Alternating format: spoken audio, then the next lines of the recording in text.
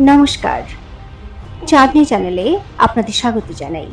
আজ আপনারা শুনছেন একটি অসাধারণ গল্প, রাজ মুকুট।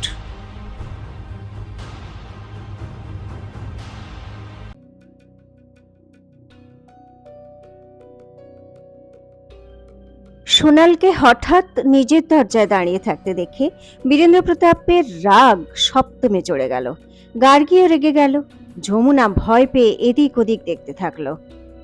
সোনাল, বীরেন্দ্র প্রতাপ কঠিন স্বরে বলল, তুমি আগে যে স্পর্ধা দেখিয়েছিলে সেটা আমি ভুলে গেছি, কিন্তু এখন আমার সহ্যের পরীক্ষা নিও না। সরে যাও রাস্তা থেকে। নিশ্চয়ই সরে যাব মহারাজ, সোনাল সঙ্গে সঙ্গে বলল।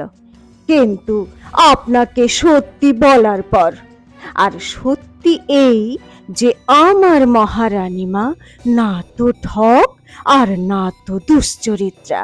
আরে দুশ্চরিত্র আর ভ্রষ্ট তো আপনার মন্ত্রিমণ্ডলে ভরে পড়ে আছে। যদি ওদের পাপ সর্বসমক্ষে আসে তাহলে আপনার প্রতিষ্ঠা মাটিতে মিশে যেতে সময় লাগবে না। হ্যাঁ। এ কথা শুনে বীরেন্দ্র প্রতাপ রেগে গিয়ে কিছু বলতে চাইল, কিন্তু রাজমাতা গার্গী এগিয়ে এসে বলল, এই ধাঁধা খেলা বন্ধ করো সোনাল, আর সোজাসুজি বলো কি বলতে চাও। আর কোন এক বাচ্চার কথা বলছিলে তুমি?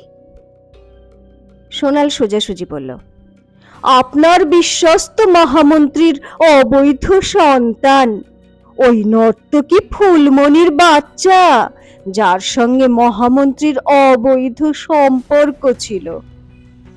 ও একটা কঠিন অসুখে আক্রান্ত।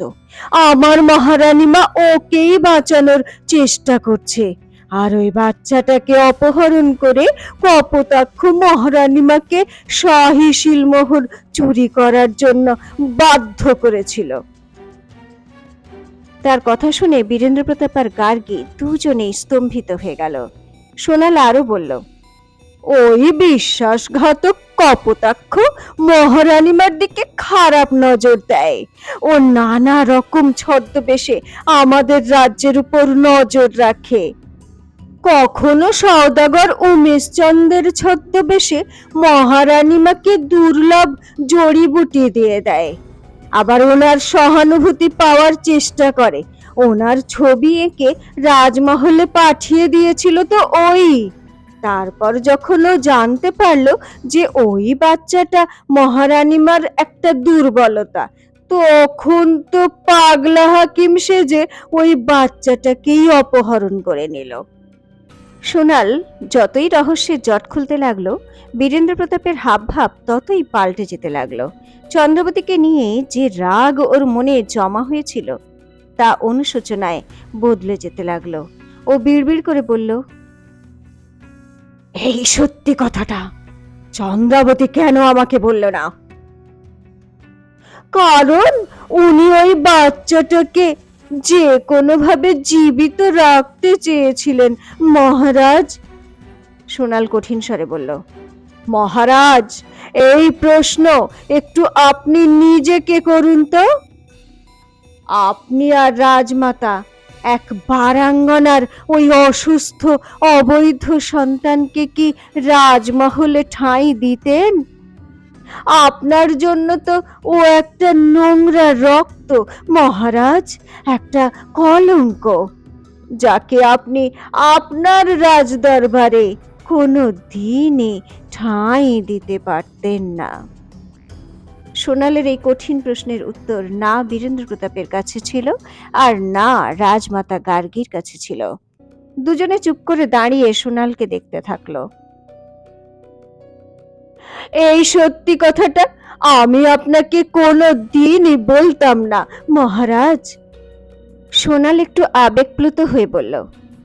কিন্তু এখন যখন আপনি মহারানীমার ঠিকানা পেয়েই গেছেন, তখন আপনি তো যে কোনো প্রকারে ওনাকে এখানে নিয়েই আসবেন। আর আমি চাই যে আপনি ওনাকে একজন অপরাধীর মতো নয়, বরং এক মহারানীমার মতোই নিয়ে আসুন। সেই মহারানী, যার দৃষ্টিতে রাজ্যের সমস্ত প্রজারাই সমান। উচ্চকুলে জন্মানো, শাহী রক্তই হোক অথবা নোংরা বস্তিতে জন্ম নেওয়া কোনো অবৈধ সন্তান, মহারানীমার মনে সবার জন্য দয়া আর প্রেম আছে মহারাজ। ওই বাচ্চাটা ওনার কেউ নয়, কিন্তু ওর জন্যেই তো উনি আপনার কাছে কতটা অত্যাচারিত হলেন, তবুও মুখ খুললেন না। বলতে বলতে সোনালের চোখ থেকে জল গড়িয়ে পড়ল। এসব কথা শুনে বীরেন্দ্র প্রতাপের মন অপরাধ বোধে দগ্ধ হতে লাগলো। ও কিছুক্ষণ তো হতভম্ব হয়ে দাঁড়িয়েই রইল। তারপর এগিয়ে সোনালের দুটো কাঁধে হাত রেখে বলল, তুমি নিশ্চিন্ত থাকো সোনাল, তোমার মহারানীমার সঙ্গে আমি সেটাই করব যেমনটা তুমি চাও। এ কথা বলে বীরেন্দ্র প্রতাপ নিজের ঘর থেকে দ্রুত বেরিয়ে গেল। কিছুক্ষণ পরে সোনাল নিজের চোখ মুছে রানীমহলে ফিরে যাচ্ছিল। দাঁড়াও সোনাল, যমুনা ওর পিছন পিছন এসে বলল, তুমি খুব ভালোই করেছো যে মহারাজকে সব সত্যি কথা বলে দিয়েছ। সোনাল দাঁড়িয়ে যমুনাকে ঘৃণা দৃষ্টিতে দেখে বলল, কিন্তু তুই ভালো করিসনি, যা যা বলি। পাটরানী হওয়ার লালসায় মহারানীমা আর অগ্নি সিংহের ঠিকানা বলে দিলি। শেষমেশ তুই বিশ্বাসঘাতকই প্রমাণিত হলি, যা যা বলি। তুমি তুমি আমাকে ভুল ভাবছো সোনাল। যমুনা সোনালের কাঁধে হাত রেখে নিজের সপক্ষে সাফাই দিতে চাইল, কিন্তু সোনাল ওর হাত সরিয়ে সেখান থেকে চলে গেল। রাজমাতা গার্গী এই সব কিছু দেখছিল। ও যমুনার কাছে গিয়ে কঠিন স্বরে বলল, তুমি সোনালের এত পরোয়া কেন করছো? নিজের পায়েই কুড়ুল মারতে চাও তুমি? যমুনা একটু সামলে নিয়ে বলল, আগে এখন মহারানীমা রাজমহলে ফিরে আসবেন, আর যখন উনি জানতে পারবেন যে আমি মহারাজকে ওনার আর অগ্নি সিংহের খোঁজ দিয়েছি, তখন তখন গার্গী ওর দিকে তীক্ষ্ণ দৃষ্টিতে তাকিয়ে বলল, তখন কে হবে? এভাবে অকারণে ভয় পেতে হবে না তোমাকে। আমি তোমাকে কোথা থেকে কোথায় পৌঁছে দিতে চাই, আর তুমি নিজেকে চন্দ্রাবতীর বিশ্বস্ত প্রমাণ করার জন্য ব্যস্ত হয়ে আছো। এ কথায় প্রথমে তো যমুনা কিছু বলতে পারল না। তারপর একটু ইতস্তত করে বলল, আপনি বড় জোর আমাকে পাটরানীর আসন দিতে পারেন, মহারানী তো চন্দ্রাবতী থাকবে, তাই না? আমার মূল্য তো সবসময় ওনার থেকে নিচেই থাকবে, তাই না? তাহলে আমি ওনার সঙ্গে শত্রুতা কেনই বা করব? এখন গার্গী চুপ করে গেল। ও গভীরভাবে যমুনার দিকে তাকিয়ে ভাবতে থাকলো, এ তো আমার ভাবনার থেকেও অনেক বেশি ধূর্ত। চন্দ্রাবতীর মোকাবিলা করার ক্ষমতা শুধু এরই আছে। তারপর একটু নরম স্বরে যমুনাকে বোঝাতে লাগলো, দেখো যমুনা, চন্দ্রাবতীর ফিরে আসা খুব দরকার, না হলে বীরেন্দ্র প্রতাপের মন না রাজকার্যে থাকবে আর না অন্য কোনো দিকে। এদিকে আমাদের সীমানায় শত্রুর প্রকোপ বেড়েই চলেছে। তাছাড়াও তুমি এটা কেন ভুলে যাচ্ছ, পাটরানী সেও তো মহারাজের প্রিয় হতে পারে, যেমন মোহিনী ছিল। এখন তুমি ঠিক করো, তুমি বড় কুমারকে কিভাবে আর কতটা নিজের দিকে টানতে পারবে। এবার যমুনার ঠোঁটে ধীরে ধীরে একটা হাসি দেখা দিতে লাগলো। ওদিকে আরাবল্লীর দুর্গে অগ্নি সিংহের আস্তানা গুপ্তভাবে বানানো হয়েছিল, যেটা দূর থেকে দেখতে পাওয়া একেবারেই অসম্ভব ছিল।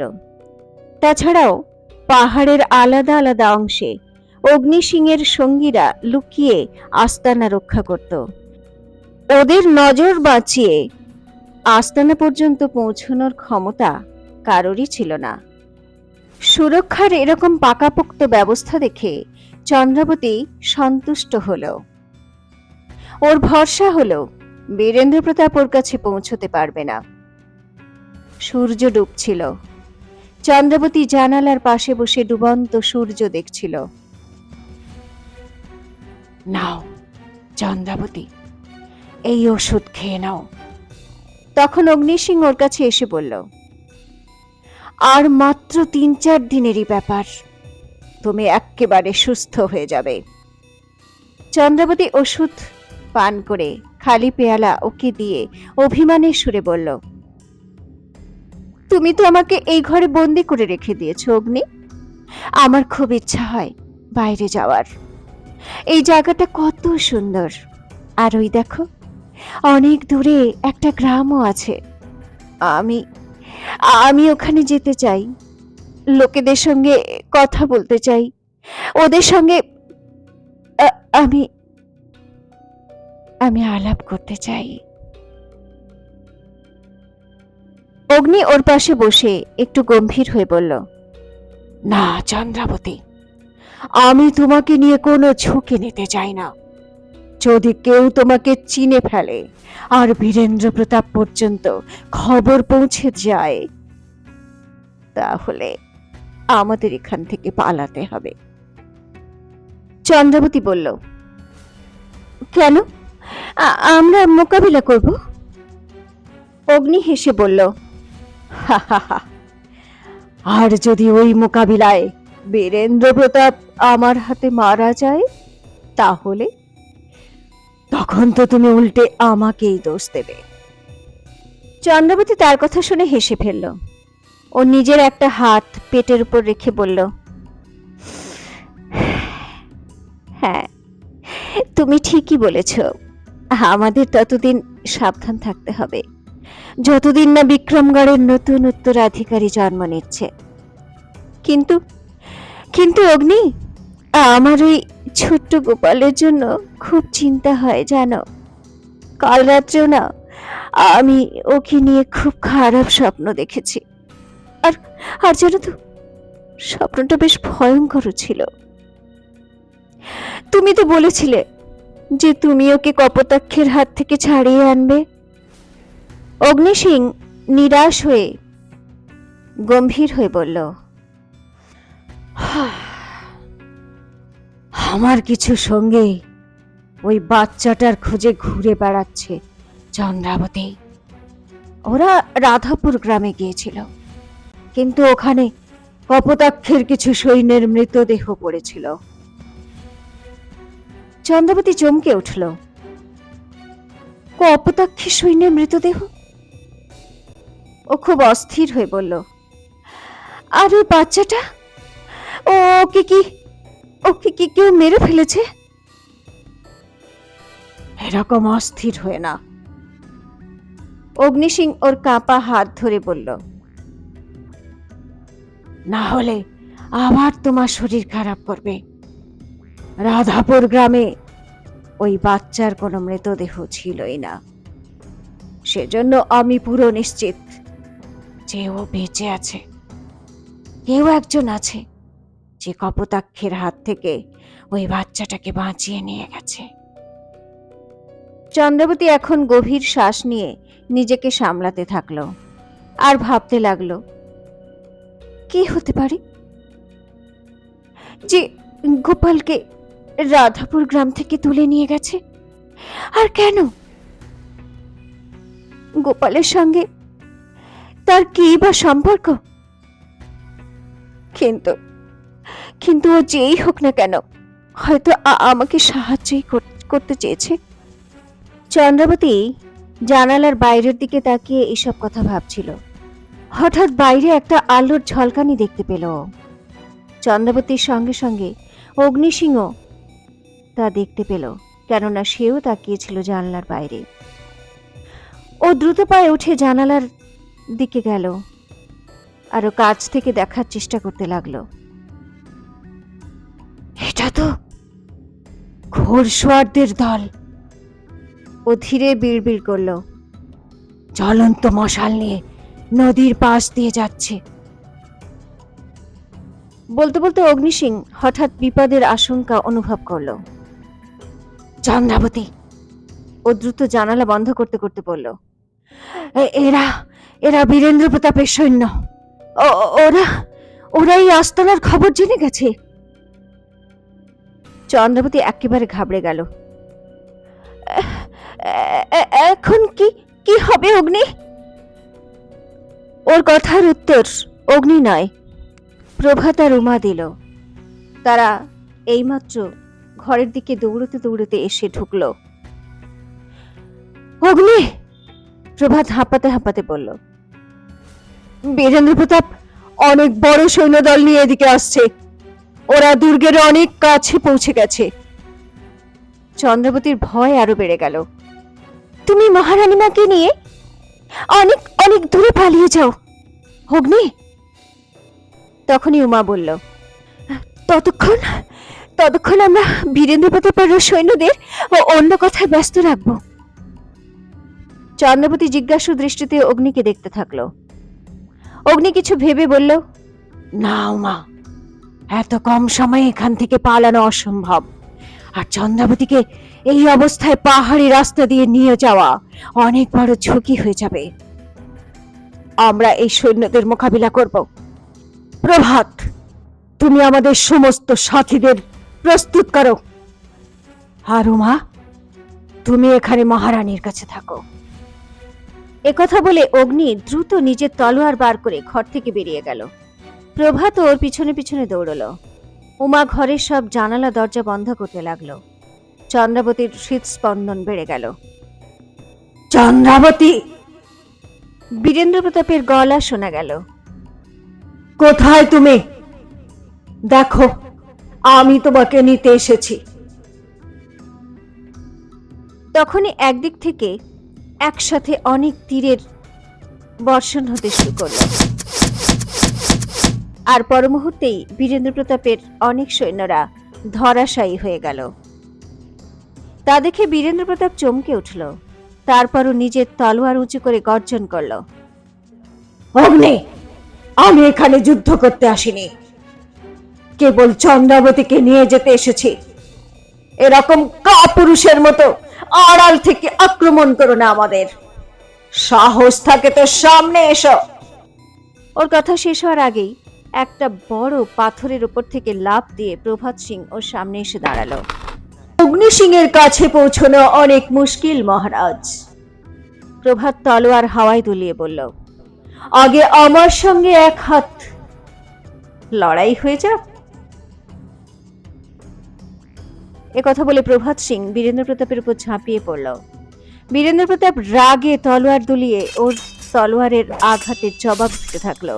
ওর সৈন্যরাও প্রভাতের দিকে এগিয়ে এলো, কিন্তু তখনই পাহাড়ে লুকিয়ে থাকা অগ্নির সঙ্গীরা ওদের উপর ঝাঁপিয়ে পড়ে হামলা করলো। দেখতে দেখতে ভয়ঙ্কর যুদ্ধ শুরু হয়ে গেল সেখানে। পাহাড়ের মনোরম নিস্তব্ধ পরিবেশ রণভূমিতে পরিণত হয়ে গেল। প্রভাত একজন দক্ষ তলোয়ারবাজ বীরের মতো বীরেন্দ্র প্রতাপের সঙ্গে যুদ্ধ করছিল, কিন্তু বীরেন্দ্র প্রতাপ ওর তুলনায় অনেক বেশি শক্তিশালী ছিল। ও নিজের তলোয়ার দিয়ে জোরে আঘাত করে প্রভাতের তলোয়ার দুটুকরো করে ফেলল। রাগে পাগল হওয়া বীরেন্দ্র প্রতাপ প্রভাতের গলায় তলোয়ার দিয়ে আঘাত করতেই যাচ্ছিল। সেই মুহূর্তেই অগ্নি সিং ওর সামনে চলে এলো। এতক্ষণ কোথায় লুকিয়েছিলি কাপুরুষ? বীরেন্দ্র প্রতাপ ক্রোধে চিৎকার করল, বল, কোথায় চন্দ্রাবতী? অগ্নি ঠান্ডা স্বরে বলল, ও এখানেই আছে, সুরক্ষিত আছে বীরেন্দ্র প্রতাপ। তুমি এখান থেকে ফিরে যাও, এতেই তোমার মঙ্গল। ও আমার পত্নী। বীরেন্দ্র প্রতাপ দাঁত পিষতে পিষতে বলল, আর তোর কোনো অধিকার নেই আমাদের মাঝখানে এসে দাঁড়ানোর। একথা বলে ও সর্বশক্তি দিয়ে অগ্নি সিং এর উপর তলোয়ার চালালো। তখনই ওখানে উচ্চ স্বর শোনা গেল, খবরদার বীরেন্দ্র প্রতাপ, বীরেন্দ্র প্রতাপ চমকে দেখল সামনে চন্দ্রাবতী দাঁড়িয়ে। ওর হাতে একটা ধনুক ছিল, আর তাতে লাগানো তীরের নিশানা বীরেন্দ্র প্রতাপের বুকের দিকে ছিল। তো চন্দ্রাবতী কি সত্যি সত্যি বীরেন্দ্র প্রতাপের বুকে তীর ছুঁড়তে পারবে, নাকি অগ্নি সিংকে ছেড়ে বীরেন্দ্র প্রতাপের সঙ্গে যেতে রাজি হয়ে যাবে, নাকি বীরেন্দ্র প্রতাপকে অগ্নি সিংয়ের সঙ্গে যুদ্ধ করতে হবে? আর ওদিকে রাজমহলে কি হবে যমুনার পরবর্তী পদক্ষেপ? জানার জন্য শুনতে থাকুন রাজমুকুট, এক ঐতিহাসিক প্রতিশোধ, শুধুমাত্র চাঁদনীর সঙ্গে, চাঁদনী চ্যানেলে।